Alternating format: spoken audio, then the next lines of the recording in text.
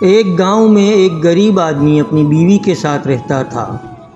بیوی بہت فرما بردار اور نیک تھی، مگر عموماً شکایت کرتی رہتی تھی کہ دیکھو کئی سال ہو گئے، مکان بہت پرانا ہو چکا ہے، کافی جگہوں سے مرمت کی ضرورت ہے، مگر میں جانتی ہوں کہ ہم یہ سب نہیں کر سکتے، مگر دروازہ کب کا بوسیدہ ہو کر گر چکا ہے اور میں پردہ لگا کر وقت گزار رہی ہوں۔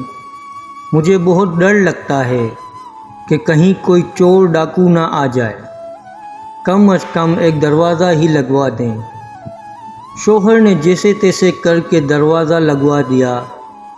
کچھ عرصے بعد ہی شوہر کا انتقال ہو گیا۔ ایک دن چور دروازہ پھلانگ کر گھر میں داخل ہو گیا۔ عورت نے ڈر کر چیخنا شروع کر دیا۔